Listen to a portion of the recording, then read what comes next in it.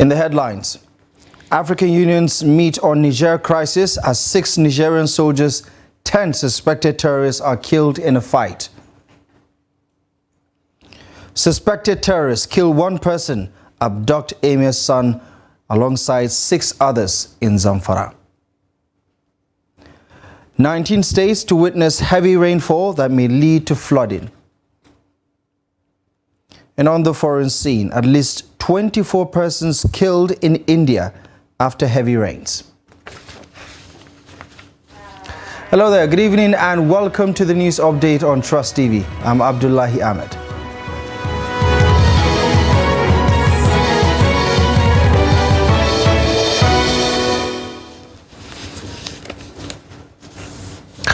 Now, the African Union says it is holding meetings ahead of the deliberations on the crisis in Niger following the coup that ousted President Mohamed Bazoum in July this year. The Pan-African body said in a social media post that AU's Peace and Security Council is meeting to receive an update on the evolution of the situation in Niger Republic and efforts to address it. The meeting is taking place at AU headquarters in Ethiopian capital Addis Ababa. Those in attendance include AU Commission Chief Musa Faki Mahamat, as well as representatives from Niger and the West African Bloc ECOWAS. Last week, Faki expressed deep concern at the reported poor conditions of President Mohamed Bazoum's detention, calling his treatment at the hands of the coup leaders unacceptable. On Sunday, Niger's military regime vowed to prosecute the democratically elected Bazoum for treason and slammed ECOWAS for imposing sanctions on the country. Ousted President Mohamed Bazoum and his family have been held at the president's official Niamey residence since the coup. Now, meanwhile, 6 Nigerian military officers and 10 terrorists were reportedly killed on Sunday during fighting in the west of the country, according to authorities.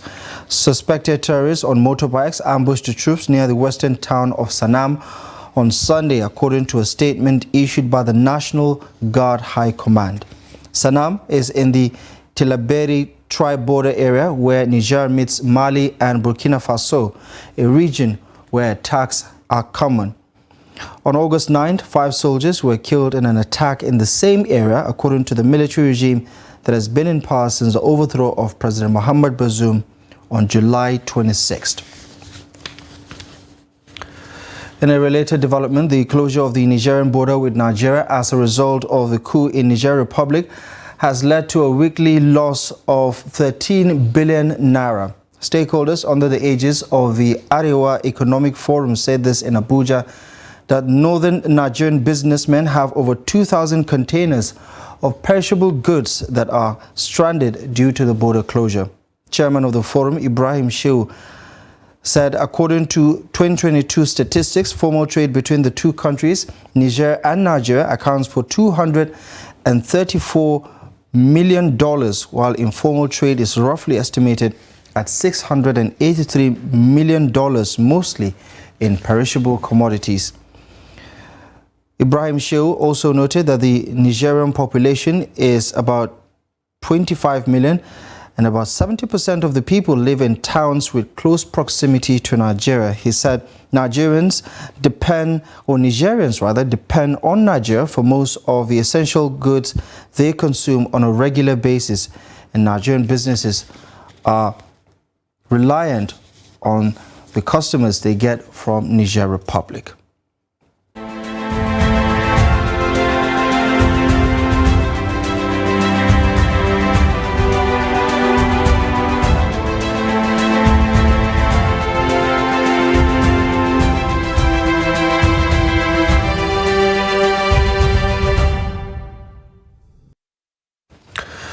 Now, residents in Taraba State are groaning over incremental hike in the price of grains, which has been a direct consequence of the removal of fuel subsidy in the country. Some have also associated the situation with the recent cashless policy executed by the CBN and the rising insecurity as contributing factors to the situation. Here's the report. The fuel subsidy removal and other policies of the government have continued to have adverse effects on cost of living in the country. Prices of the farm produce are not left out. The cost of grains have gone up astronomically in Taraba State. Some, however, refuse to blame the rise in prices of commodities to subsidy removal. To them, the heavy trucks and the farm machineries used in producing and transporting those goods are diesel power engine that has nothing to do with fuel. These trucks you see are diesel using trucks. So, but in one way or the other, the truth is the subsidy has actually affected even the movement of business these days. I can tell you the reason. Okay, in the sense that it has increased high rate of living. Okay, supposing you are living your house. Where I stay, I used to pay 15 naira. Now you see, I will no longer pay the 15 naira. I would rather pay 100 naira to be here. Now you can see that it has affected everyone in the sense that you are now looking forward to it. It wasn't like this before, but now the things are increasing. I think it's as a result of the subsidy. Some of the shop owners in Jalingo main market said the situation is the consequences of the series of problems facing the country. For one to be 60 years and above as a nation and still being dependent, we are so dependent. So what I'm talking about grain particularly is that it's just that people are using what they have to get what they want. You see, not necessarily because of fuel subsidy, but at least, as I earlier said, I know it contributed.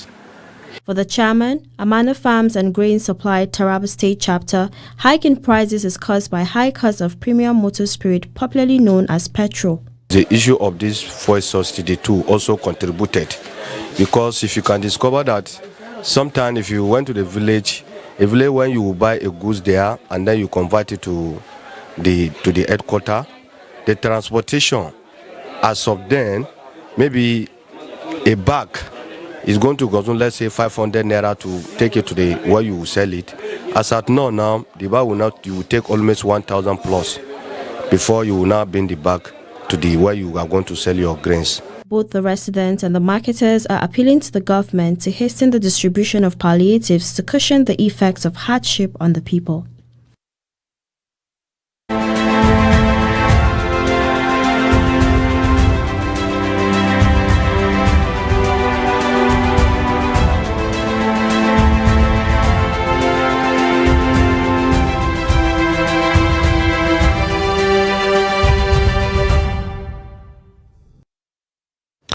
Now, suspected terrorists on Monday attacked Bungudu town in Bungudu local government area of Zamfara state, killing one person and abducting 7 others. A resident of the town narrated that suspected terrorists invaded Bungudu town at about 1 a.m.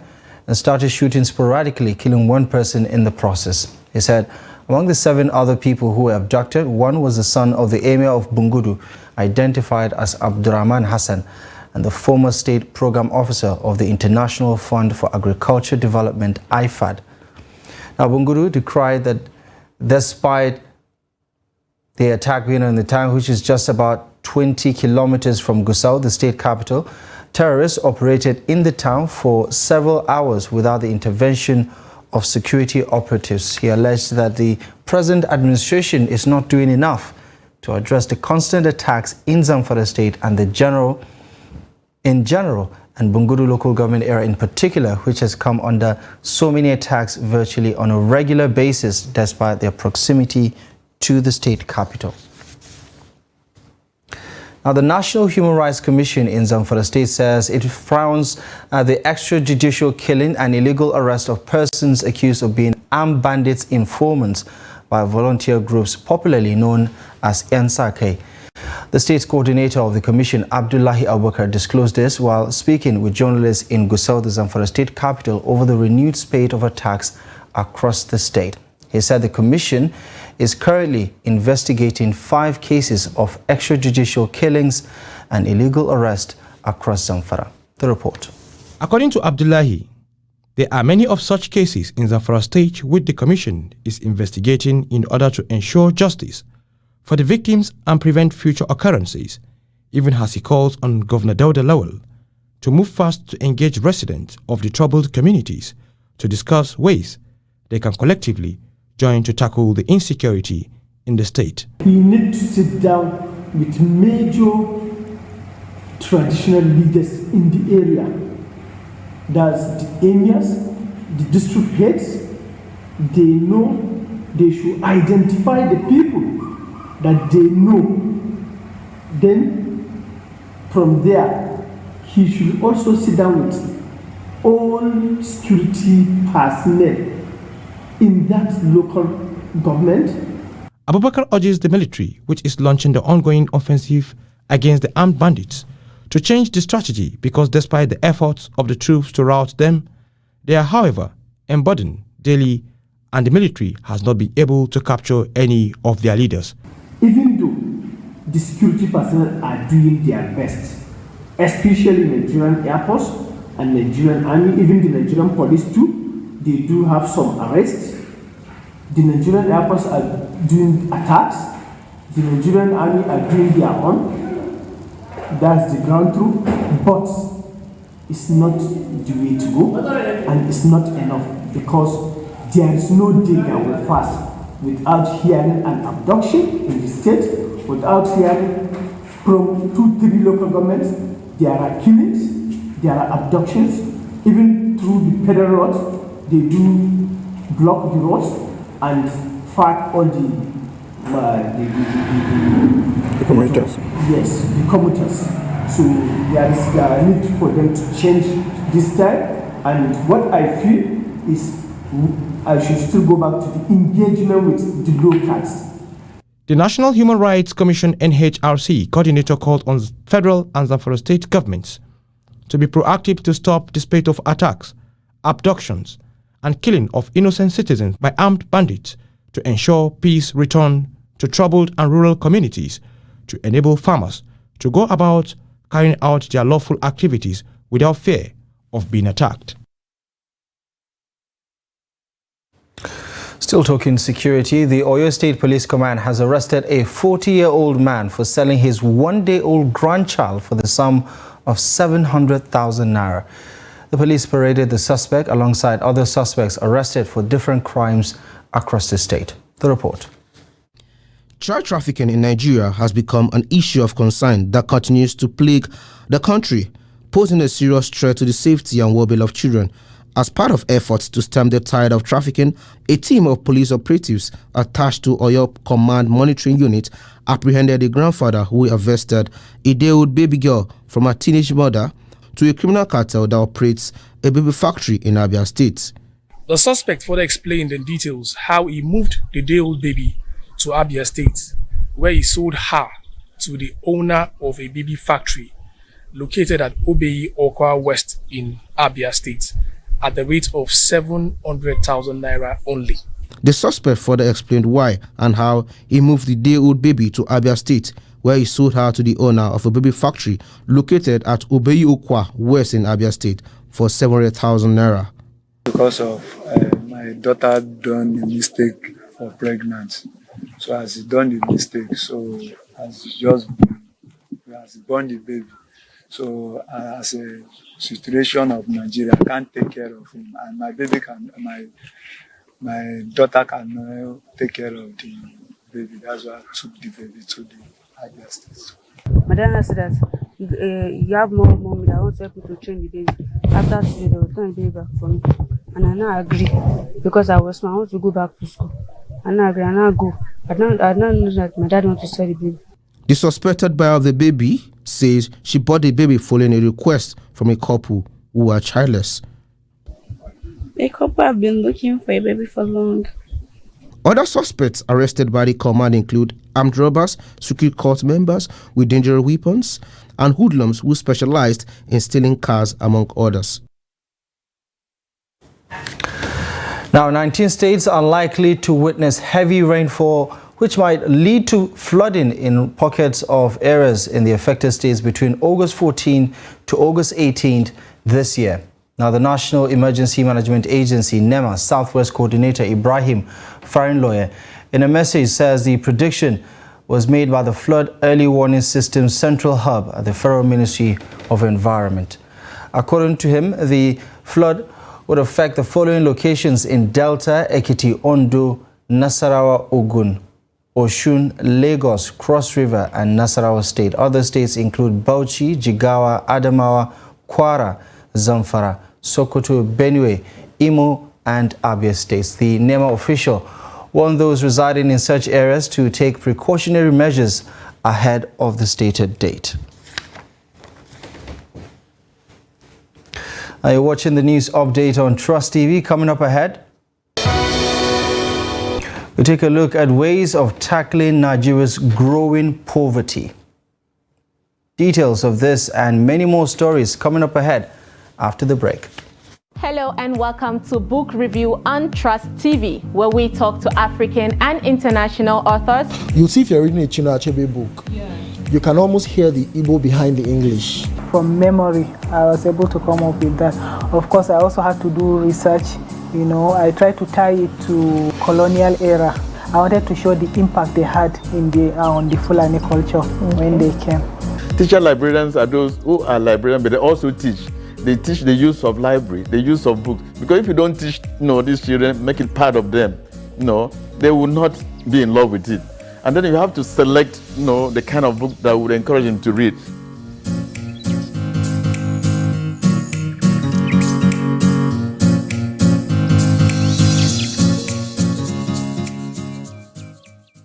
Hello guys, welcome to Showtime. I don't even believe there's any other industry that will handle me like movie industry. Yeah. I told you I'm deep and soaked into movie industry. In secondary school, there's Fatima and Mariam Adamu, and then we sort of took the names of the characters in that cartoon. I think entertainers themselves need to wake up and smell the coffee and say, diversification is the way to go. Yes, you can sing or make great beats or, act in a film, but what else can you do? I became one of the best makeup artists in Nigeria. I won AMA Award Best Makeup Artist. Do you think we are I need the fool too? When I talk to you, you start straight. Attention!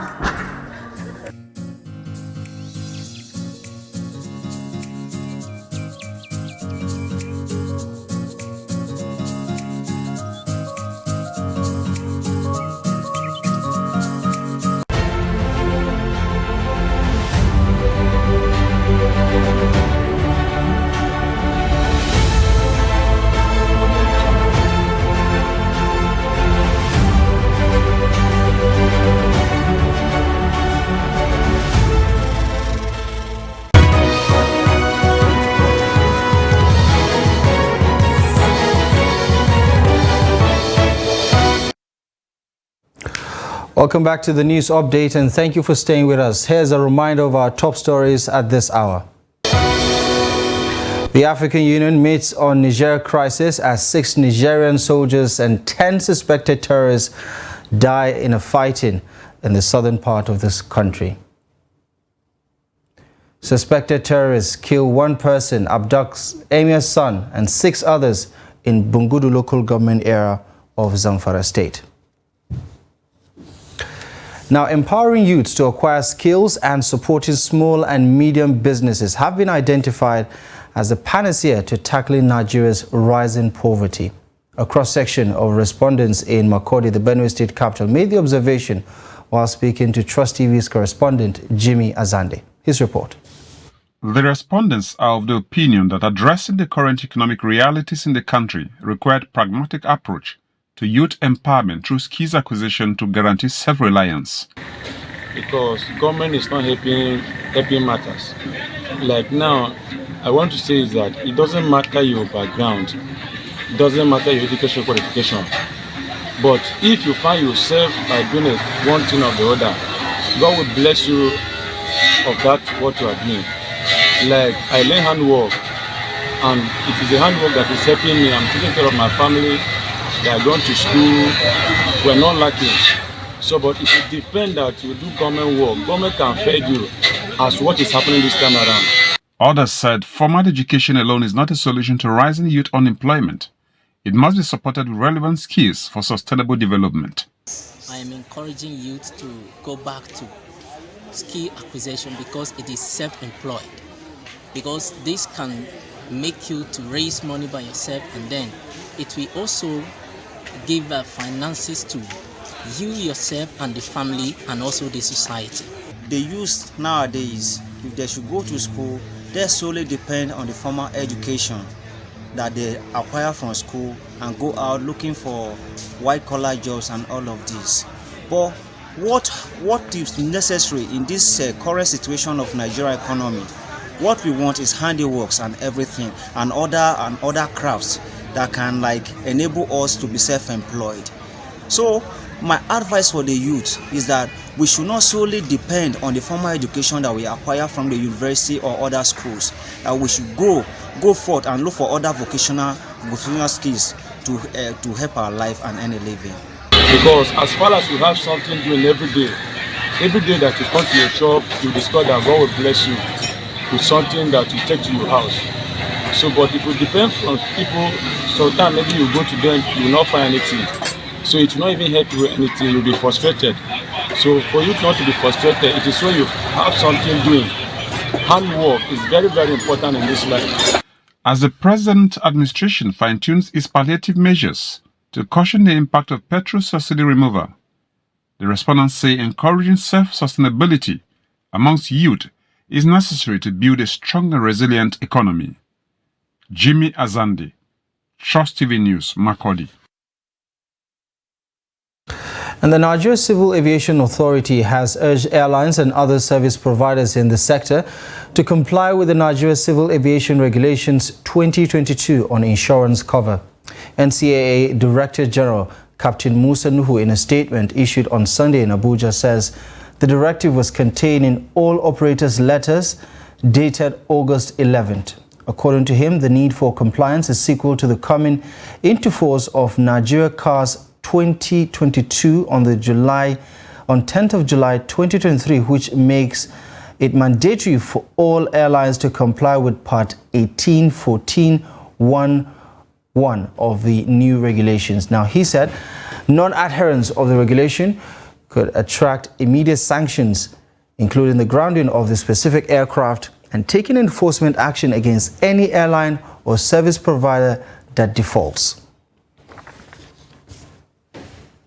Now let's take a look at developments on the international scene, and at least 24 people have been killed, 9 of them in a temple collapse, and dozens more feared missing after intense rainfall caused floods and landslides in India, according to an official statement released on Monday. Days of torrential downpours have washed away vehicles, demolished buildings, and destroyed bridges in the northern states of Uttarakhand and Himachal Pradesh.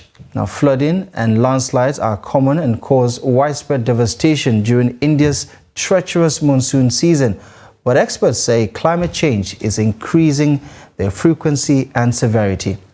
Singh Suku, who is the chief minister of the worst affected state in Himachal Pradesh, says at least 16 people had lost their lives in the past 24 hours, including 9 in a Hindu temple that collapsed in the state capital, Shimla.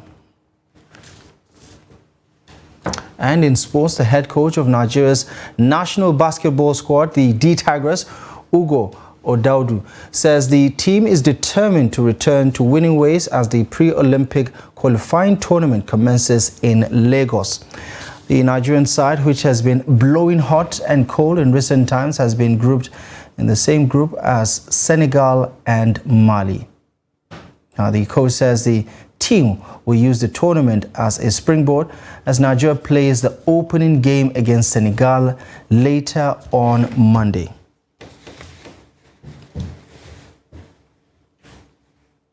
Beg your pardon, that was Nigeria's D Tigers, not the D Tigers. Well, that's it. You're up to date with the latest news stories at this hour. Thank you most kindly for joining us. We'll be back later at 6. For now, feel free to follow us across our social media platforms for more content, and for more news, visit trusttv.com. My name is Abdullahi Ahmed. Thank you for watching.